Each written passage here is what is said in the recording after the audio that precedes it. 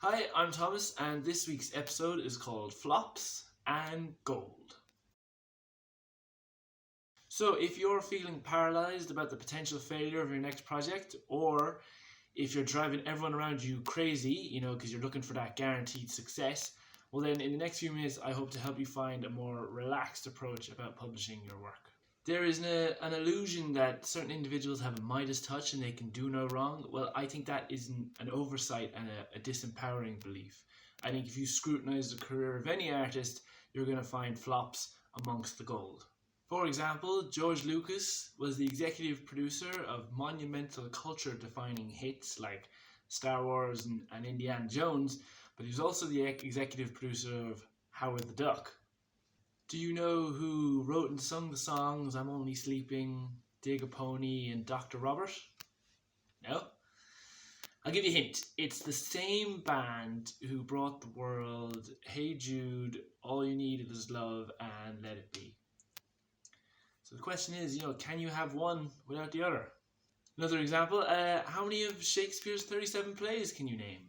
When people think of Al Pacino, they probably think of Godfather, Scarface, or Scent of a Woman, but he also acted in Jack and Jill. Bryan Cranston summed it up beautifully in his autobiography, A Life in Parts. People tend to think that actors or writers or directors know when something is going to be a hit. We don't. We can guess, we can hope, we can do the work, but that's all. No one can know with certainty if a movie or a show is going to work, even if it's damn good. So how to navigate the subjective world of creativity?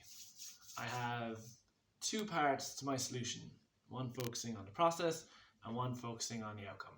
For the process, I have here a quote from the magnificent director Christopher Nolan. Films are subjective, what you like, what you don't like, but the thing for me that is absolutely unifying is the idea that every time I go to the cinema and pay my money and sit down and watch a film go up on screen, I want to feel that the people who made that film think it's the best movie in the world, that they poured everything into it and they really love it. Whether or not I agree with what they've done, I want that effort there. I want that sincerity. And when you don't feel it, that's the only time I feel like I'm wasting my time at the movies. In a nutshell, give it your all, hold nothing back, make a piece of work that you can proudly attach your name to.